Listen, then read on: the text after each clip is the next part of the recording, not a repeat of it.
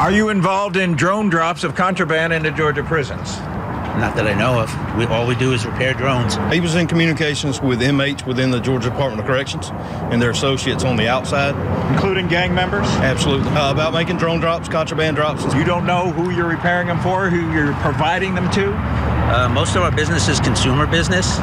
We've repaired drones for local Atlanta and interstate. We did electronic interceptions on Mr. Robert Schwartz, his business here at Thunder Drones, and inmates and associates of inmates. Have you broken the law? No, sir. The message that Governor Kemp gave me a year ago when I took over this job to crack down on gangs and contraband, that's exactly what we're doing here. Georgia Department of Corrections, GDC Commissioner Tyrone Oliver says corrections agents thundered into a business called Thunder Drones in Gwinnett County, armed with a search warrant and arrest warrant for Robert Schwartz involving drone drops of contraband into Georgia prisons. He says drones shown us outside Thunder Drones were among more than 50 drones seized in 2 simultaneous raids. And if the allegations prove true in court, he anticipates Schwartz will be dropping into prison for an extended stay. This will be the largest gang RICO case in the history of the state of Georgia, and it originated by the men and women here at Georgia Department of Corrections. The commissioner says prosecutors are working with GDC special agents to ask grand juries across the state to return RICO and gang indictments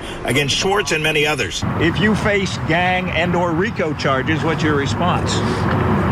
All I do is repair drones. I've been doing it. I've been repairing radio control things for 50 years. I don't know what they're even here for. We stopped roughly 170 prison drops during the course of this investigation. GDC Special Agent Greg Phillips says the investigation started in November 2022, led to the recovery of lots of drugs, including 51 pounds of what appeared to be ecstasy. But while they are not lab tested yet, Phillips says he believes many of the pills contain deadly fentanyl. He says takedowns outside prisons during the investigation, Operation Skyhawk, yielded 22 guns he believes were intended for security for the drone operations. And 273 cell phones were recovered before they made it into prisons, with a prison value of contraband totaling around $7 million.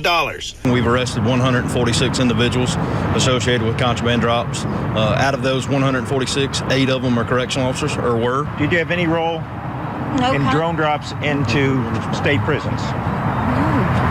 Is that a yes or no? No comment. No comment? Did you break the law?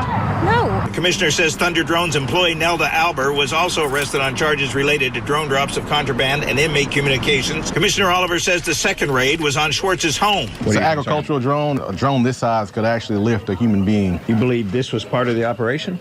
Don't know yet. Still early in the investigation. The gloves are off.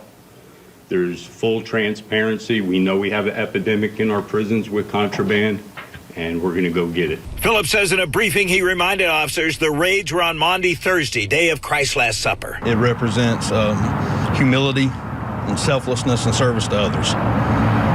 Feel like you fulfilled that today? Absolutely.